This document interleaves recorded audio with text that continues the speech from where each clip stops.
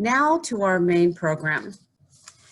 Adam Brotman and his team at Brightloom are building a first-of-its-kind customer loyalty and digital engagement platform for consumer brands, including restaurants and retailers.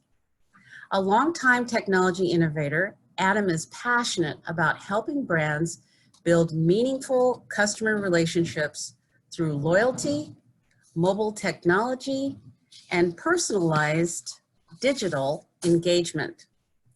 Most recently, Adam was co-CEO, president, and chief experience officer at J.Crew, where he was responsible for launching their first ever loyalty program. Prior to that, he spent a decade in various leadership roles at Starbucks, where he served most of his tenure as the first chief digital officer of a major public company, and also spent time as executive vice president of global retail operations. He was integral in developing and driving much of Starbucks' best-in-class digital platforms, including mobile payment and mobile ordering. Adam holds a JD from the University of Washington Law School and a BA from the University of California, Los Angeles. Go Bruins! We thank Mark Davis, past program chair and one of the longest serving members of our program committee, for inviting Adam to join us. Adam, welcome to Seattle 4. Thank you. Can you guys all hear me okay? Great. I'm really excited to be here, I guess with you, as one of the screens with you here. By the way, I want to apologize about a couple things in advance. One is, I know the lighting in this room is not great. I need to like get myself a better light. I actually borrowed, this is a Zoom board. What I'm standing in front of is a giant touchscreen television that I just kind of brought into our den, and it has a whiteboard feature that I use with my team, and it's meant for like conference rooms at offices, but I commandeered it since we're obviously not at the office and haven't been for a while. So it's the best I can do in terms of lighting. I apologize. Also, my home Wi-Fi every once in a while will cut out. And so if I drop out, I promise it'll be for like 5 seconds. It always comes back like 5 seconds later. So I apologize in advance if that happens. It's really great to be with you. Thanks for that introduction. I'm gonna talk to you guys in an interactive way. The reason I'm doing this in this fashion is that I love to get up in front of a whiteboard and just write out things as I'm talking. So I'm going to do that with all of you as we sort of talk about what is this, what effect of this pandemic, what am I seeing as the effects of this pandemic on consumer brands? And what does that mean for the consumer? What does that mean for the brand? And you know, what is likely to change as things go quote unquote back to normal? But yet, what are the things that are never going to change? And I just thought I would spend a few minutes talking to you guys about that topic, and then I'm happy to answer any questions. I was going to prepare a PowerPoint presentation for you, but then I realized, you know, I'm more comfortable just writing on a whiteboard. And since I've got one, and since you're all on Zoom, let's just pretend we're all in the boardroom together and we're just having a conversation. So I'm going to switch it over to whiteboard mode. But before I do want to say a couple things real quickly. It's really an honor to be here. I'm not a member of Seattle Rotary, but I'm a lifelong Seattleite, multi-generation Pacific Northwesterner. My family and I did go to UCLA, but I bleed purple and gold. I went to University of Washington Law School, and I grew up going to all the Husky football and basketball games, and had a W on my retainer and purple and yellow Vans when I was a kid. So I just want to make sure everyone knows, well, I did go to UCLA. I am a Husky. That being said, let me just dive in here. I'm going to go ahead and switch into whiteboard mode. Can everybody see? I'm going to clear this out. Can everyone see the whiteboard here? Okay. I'm going to, I actually have a way that I can still view you guys on the top of my screen and around my whiteboard. So all 104 of you, so to speak. So I'm going to talk a little bit about the concept of what I call the North Star, okay? By the way, my penmanship is terrible, so I'm going to write very slowly so it's somewhat legible. But when I think about the North Star of a consumer brand, what I want to talk to you guys about is, like, you know, the North Star by definition is up in the sky. It gives you direction, and it doesn't matter whether it's good weather, bad weather, how you're feeling. Like, that North Star is that North Star. And I actually think it's an interesting time to think about what are those things as consumer brands. And I'm talking about restaurant chains and retail chains and, you know, Brooks Running Shoe Company. And, like, you pick the brand. It does, you know, if they're a consumer brand, their North Star should be, you know, essentially how they grow and build and enhance their customer relationships, okay? So customer relationships is everything as a brand. It's, you know, it's a truism that sounds kind of cliche, but if you get your customers to love you and they actually feel like they have a relationship with you, then they're going to buy from you more. They're going to recommend you to their friends. And so in business, I'm a big believer that brands should think about themselves as having a relationship with their customers, and that is the North Star for a brand. And that doesn't matter whether you have a great digital plan or not, whether you've, you know, were pre-COVID or post-COVID, that's true. So it was true before. It's actually more true now, and it'll be true in 2 years from now and in 20 years from now. So with that in mind, it's interesting to think about, you know, as Kim was mentioning, I have spent my whole career, other than a couple of years as a lawyer, I spent my whole career after that thinking about digital and the power of digital. I graduated from University of Washington Law School in 1995. I practiced law in Seattle at a big firm for a couple of years, and then I quit my law practice and I started a company called Play Network that was a media company. And then I did that for about 9 years. We provided digital media solutions for restaurant retailers, and then I privilege of working for Bill Gates at his Corbis company, and that was another digital company that did digital imaging.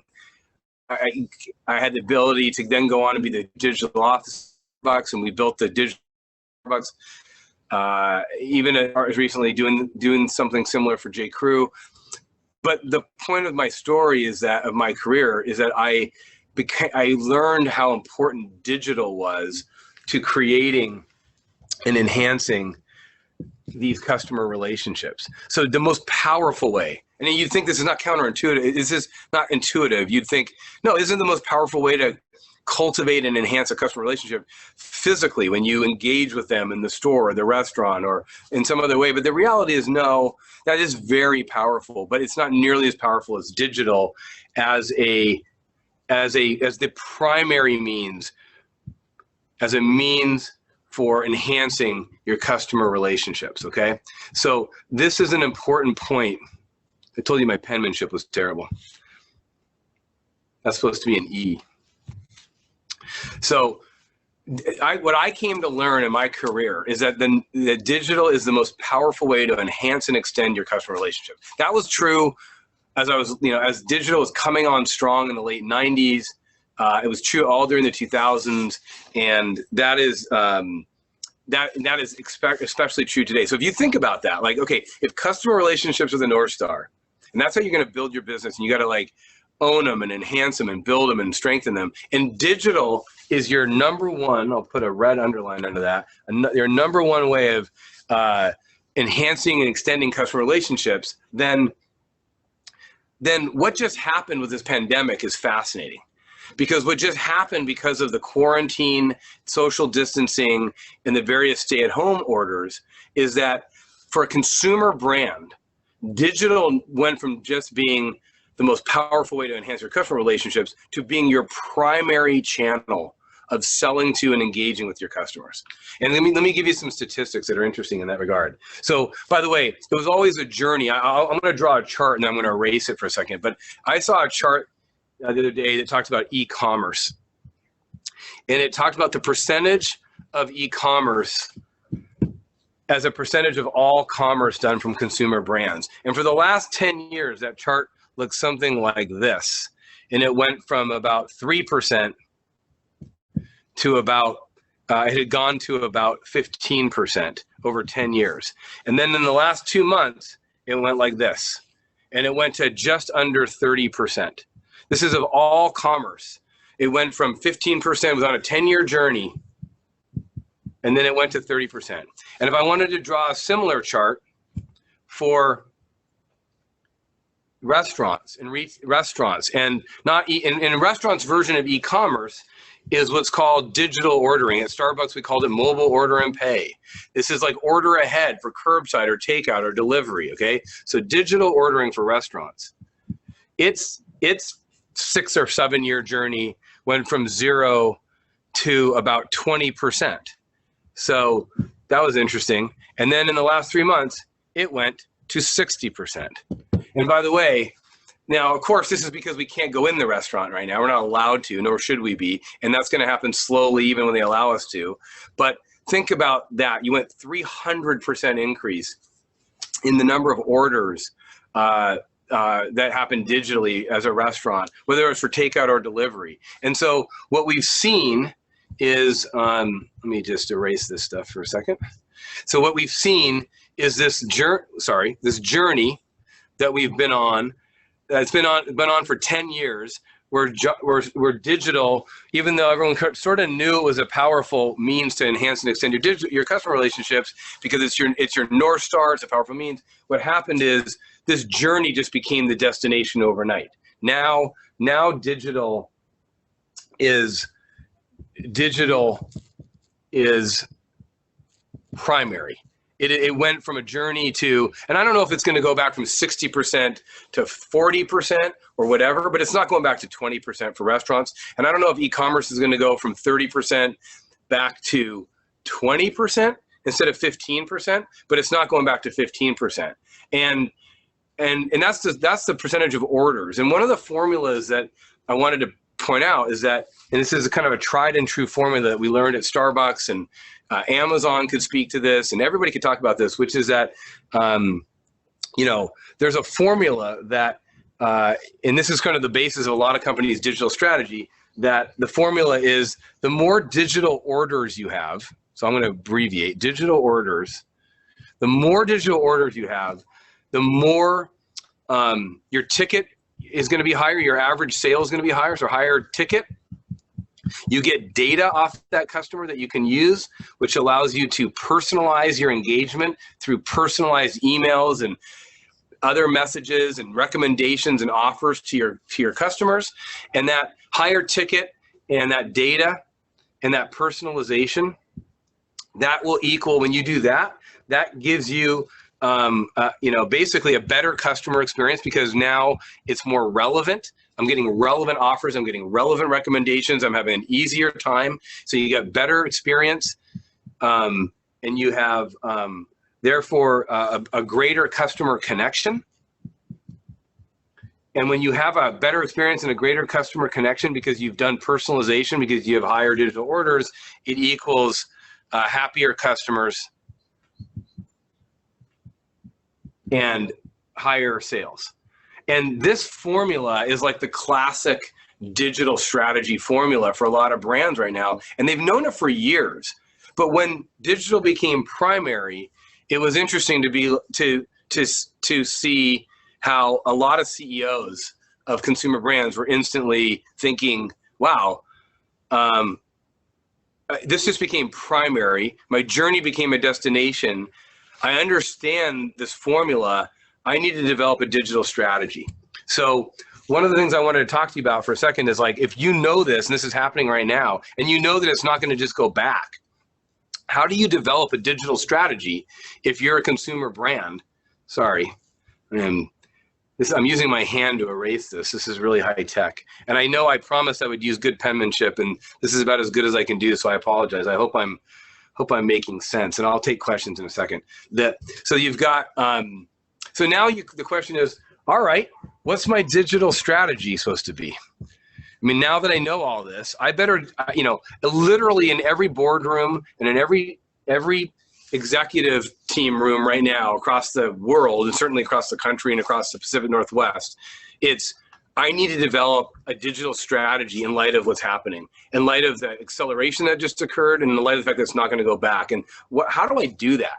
How do you develop a great digital strategy? And by the way, this is true of consumer brands, but it's true of government, it's true of community centers, it's true of nonprofits, it's true of organizations. Like, there isn't a single entity that's not having to go through a somewhat of a similar process to this. And so how do you develop a great digital strategy? So let me talk about that a little bit. One is, there's four elements I want to talk about. I want to talk about team, and I want to talk about ordering, and then I want to talk about marketing or communication. So marketing, I'll abbreviate marketing, or communication. And then finally, the concept of loyalty. So these to me are I mean, you can go a lot deeper and a lot further than this, but just to kind of, you know, have a starting point, if I was to develop a digital strategy or help anybody develop a digital strategy, I would start with these four areas. And let's talk about each one. So under team, I would talk about this. I talk about this concept of a digital athlete, and it's a weird term, right? But it comes from the idea of I'm a big Seahawks fan and a big Husky football fan, and in football in particular, when you're going through the draft, there's this talk about, like, you know, should I draft a running back, or should I draft a lineman, or what position should I draft? And a lot of times you'd hear this term about, you know, you should just draft the best athlete that's on the board for drafting. So there's a term in sports around, like, sometimes you have to think about people who are just, they can take on a lot of different roles. They can have different subject matter expertise, but you want to find people that are digital athletes, meaning they're very comfortable with the concept of a purely digital world. They're very comfortable with traversing from talking about technology at one moment, and then talking about marketing the next moment, and then talking about public relations or communications. Like, there's a spectrum of things that fall into being a digital athlete. And one of the things you have to make sure you have is that you have somebody on your team that he or she is a great digital athlete, and that you have some digital leaders on your team, and that you empower them, and that you listen to them, and that you value them. And so I want to point out, like, and by the way, if you can't hire somebody to do that, or you don't already have somebody and it's not realistic, you just need to go meet them and talk to them and invite them in and network with them, and be intellectually curious about all these things that are happening. And I'm telling you right now, it's a fun thing, and you don't have to necessarily hire these people. You can just associate with them and network with them. But you need to sort of embrace the concept of a digital athlete and make sure you've got a team that's got that influencing the team, if not on the team. The second thing I'd point out in a great digital strategy, and I say ordering because I'm specifically now talking about, I'm going to underline this in green. I'm talking about ordering because normally when we're talking about digital strategy in my line of work, I'm talking to CMOs and CEOs of consumer brands. And so ordering actually means ordering. It means like e-commerce, or the ability to order ahead or do delivery from a restaurant. But it can apply to any sort of commercial or other engagement that you'd have as a brand or an entity. But in the case of consumer brands, ordering means ordering. It means you need to light up your digital ordering channels. So it is go digital with your ordering and go big. Meaning right now, especially, there's typically a resistance to, well, wait a minute, I don't know if I can handle the orders, or I'm not set up to do curbside delivery from my retail store, or what if the number of orders crushes me, or I don't want to use a third-party delivery like Uber Eats or DoorDash if I'm a restaurant because they charge huge commissions, and I don't have the customer relationship. All of those points are true and valid, but right now, what you want to do is go digital and go big, because what it allows you to do is get revenue through your system, leverage your fixed costs, take advantage of the assets you have, and develop new muscles that are going to serve you well as we come out of the pandemic and things go back to a quote unquote new normal, where you're going to still, because one of the things I want to point out, and that's really important, is what I'm circling in blue here. Digital is primary, and digital is going to stay primary. That is not, it's not like digital, I mean, digital might go back to 40% or something like that, but it's not going to go back to 20%. And it's not, so you're going to have digital as your primary channel for both ordering and engagement. You need to now recognize that there has been this shift with the consumer. So go digital, go big. You can always trim back channels or use those muscles in other ways, but I'm suggesting to people to go digital, go big. In marketing, the key word is data. So what you want to have, what's really important to have, is that you understand that the data that you have on your customer regarding who they are, what they bought for you, where they've been, what they're doing is vital in the digital, when digital is primary, because you're now, one of the reasons digital is such a powerful means to enhancing and extending customer relationships is because it gives you the power to personalize your communications. It gives you the power to personalize your engagement with your customers and make sure that their experience, both in purchasing and in hearing from you, is as relevant and timely as possible. And that's what makes it so powerful as a brand building and a customer relationship building mechanism. And the way you actually take advantage of that and leverage that is by taking advantage of your customer data. Use that data, analyze that data, use that data to create segmentation, segment your customers into different groups so you can talk to them differently,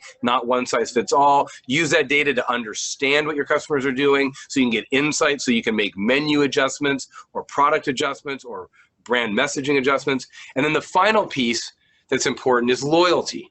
And I say loyalty because literally, well, first of all, I am totally biased, right? Me and my team were responsible for the Starbucks rewards program, and then building that into an app, and then turning that into an ordering platform, and all those bonus star offers you get and everything else. Like, the team that we built, loyalty was central to the success of Starbucks digital ecosystem and much of Starbucks business.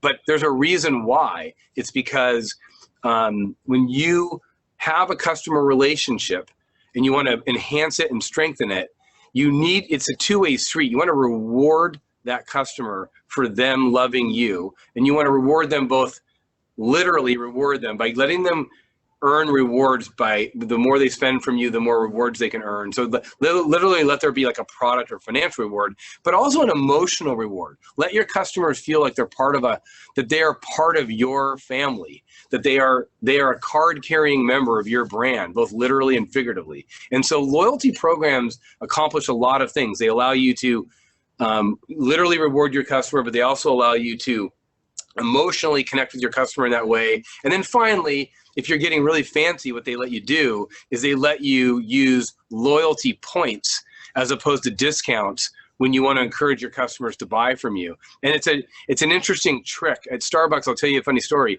At Starbucks, some of you have the app, and that are members of the Starbucks rewards program, you guys see that at Starbucks we would send out almost weekly a different personalized bonus point offer. Oh, come tomorrow and the next day and buy a latte after 2 p.m. and we'll give you 50 bonus points. Or make sure you come at least 3 times the next month, more than you normally do, and we'll give you 100 bonus points. And we watched and learned and saw that grown men and women would go way out of their way to get like 50 cents worth of bonus point stars, because it would allow them to finally tip over and get that reward that they'd been working on getting. And if we had offered those same customers a 50-cent coupon to do that same action, they would have laughed at us. But when it was a bonus point offer and they could get their reward or get to the next level, people do amazing things. It's called game mechanic psychology, and it's very powerful. And it's another aspect of loyalty that's very valuable. So it's a mouthful there. I just wanted to kind of wrap it up and then take any questions or any thoughts you might have. But this is essentially what I wanted to sort of point out to you is that for any consumer brand, or any entity, frankly, but any consumer brand, even though this pandemic has greatly accelerated stuff and changed a lot of things, and it's shocking, it's actually just brought us to a place that we were going anyways, which is the North Star is still about customer relationships. Digital is still the most powerful means of engaging with customers and building that customer relationship. It's just that now it's become primary, like it flipped over to becoming primary. And so as a brand, you just embrace it. It's actually it's a very positive thing, believe it or not. It doesn't feel like it right now because a lot of brands are trying to figure out how to survive. So, you know, when you get asked the thinking of like, okay, can I survive on this? The answer is once you got past that and you've dealt with the more important things, this is an incredibly powerful moment as a brand to sort of understand that you should now make sure your digital strategy is embracing the fact that digital become primary and it's actually an opportunity more than anything else. So I'm going to pause there. It's a mouthful. You've seen my terrible handwriting on my whiteboard. You now know what it's like to be in one of my team meetings with me. And I'm happy to take any thoughts or answer any questions, or I don't know what you guys typically do at this stage. All right, thank you, Adam. We've got several questions coming in the chat box from our members, so I will go ahead and start reading some of those out to you. Okay. Is it okay if I close your whiteboard here? So oh yeah, sorry, I'll do that. Yeah, here, sorry. No worries. Okay, so first question comes from Virginia McKenzie. What advice do you have regarding going digital for professional services firms?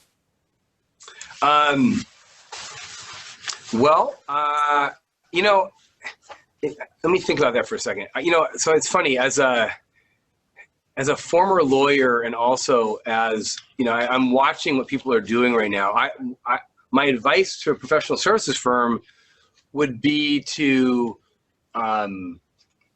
think about all the ways that now digital can unlock things for you that maybe you were afraid for, I'll call either cultural norms or professional norms that you might not have thought you should do. For example, if you're a lawyer, an accountant, or a personal trainer, I'm trying to think of what, you know, these are different various versions of services.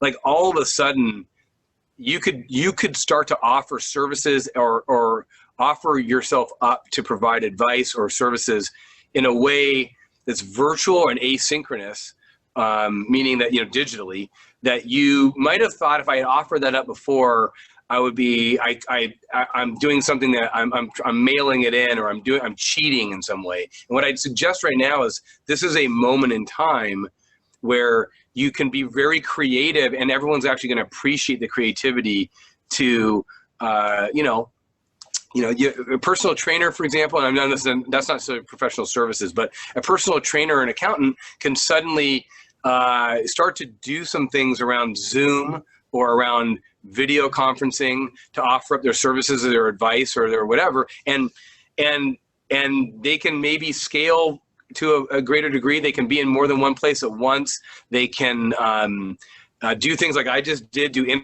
interactive sessions that might have been something that you would have had to have driven to the office to and charged more money, an hourly rate, and it would have been less efficient. So my suggestion is just take, as a professional services provider, don't think of this as a negative, think of this as a positive, and think about ways that you can leapfrog where you were in terms of how you're providing services. And my guess is things can open up. You'd be surprised.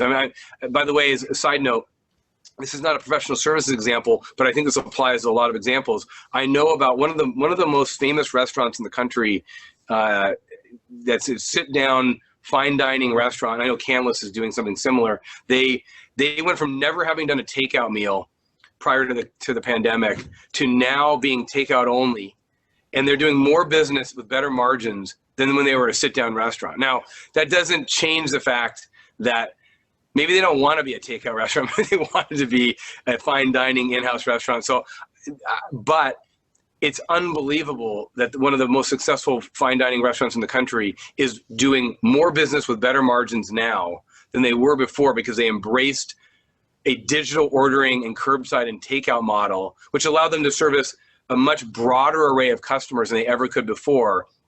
And when they go back to opening their restaurant again, they're not going to stop doing takeout. They're just going to have a different division of their company that does takeout. So I think professional services or any organization can take that mindset to heart. All right, thanks so much. So we're going to be running short on time soon, but I'm going to try to fit in a few more questions while we have you here. The next one is from Mark Weed, and he's wondering if the collection and use of this type of information would be could be a threat to privacy for consumers. Are we truly ready to embrace not really knowing how such information might be used? And could this personalization be seen as scary or creepy? Well, it's a great question, and it's a great point. And the answer is, it already is a threat to privacy. Meaning, and I'm not minimizing it or making excuses for it. If you look at what's happening with Facebook and Google today, and Amazon for that matter, they have your data, they use your data. You know, they're supposed to be adhering to, every company is supposed to be adhering to whatever rules and privacy policies that they have. And I'm not pointing fingers, but I'm just pointing out that genie is out of the bottle, unfortunately. Fortunately or unfortunately, I mean, there's serious concerns over the effects on the fact that all of our data is in the hands of many other companies today. And what are they doing with that data? And, you know, what are the effects on your privacy, and what are the effects on, frankly, even elections and everything else? So my point is that it's a great question. It's a real concern. It was a concern 2 years ago, and it's a concern today, and it's going to be a concern tomorrow. So I think we need to take that very seriously, but that's happening today, and we just need to keep working our way through it. We're not going to be able to go backwards. We're not going to stop. This is my own personal belief. Like, we're not going to stop the use of our data getting into the hands of these big technology companies, and frankly, into many consumer brands. So we just need to make sure that the laws and the regulations that are there are enforced, and that we continue to pay close attention to it, and that we develop new ones, and that everybody as an individual consumer pays attention to where their data is going and what their rights are under the, you know, there's all sorts of regulations now. One of them is called the, well, there's a bunch of acronyms. I don't want to bore you with it, but the point is that there's a bunch of rules and regulations now that give you rights as a citizen about how your data is used and where it's used, and you just need to continue to pay attention to that, because I think it's a great point. All right, we're going to get at least one more question in here. Let's go to Mark Wright's question. He would love to hear what advice you might have for our Rotary Club. Our business model has been turned upside down. In this new digital world, how could we market ourselves? How do we reach prospective members, and how do we thrive in the absence of physical weekly meetings, which have traditionally defined who we are as a club? Yeah, that's a great question, Mark. I'll answer by giving you a little bit of an analogy. So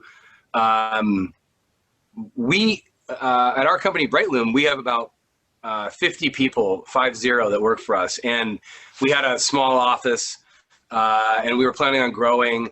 And when this situation hit, we realized that maybe we should be rethinking the way we work. Maybe we should still have an office, but maybe we don't need as big of an office. And maybe we shouldn't be necessarily having everybody come into the office every day. Maybe we should use the times and ways we get together to be more special purpose and more, maybe more the exception than the rule, so that people can be productive and work from home and be flexible and frankly work from anywhere. So what I'd say to answer that question is, for Rotary, maybe this is a great moment to say, well, wait a minute. You can still go back at some point to meeting in person. Obviously, at some point in the future history of the world, you'll go back to being able to meet in person. But what can you take from what you guys have all done to adapt with Rotary in the last 2 months as a muscle that you continue to use, and then go back and meet in person in certain ways, but don't just go all the way back to the way you're doing things. I mean, this is what I was saying earlier. Think about, how could it be better? How could you have the best of both worlds? How can you do interactive Zoom sessions like this?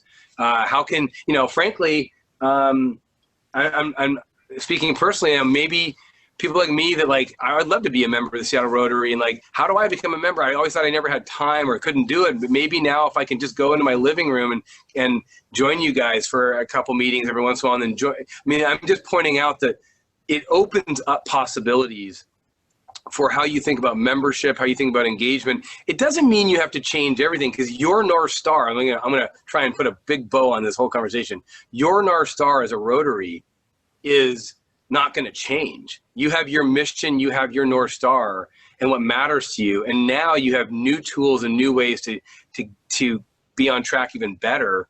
And so that's what my advice would be to you in terms of how you should think about digital, and how you should think about what's been happening for Rotary. All right, thanks. Let's maybe do one more question. And this is a little more practical question from Alvaro. Say, in his case, professional service business, they could only choose one marketing channel to get started with.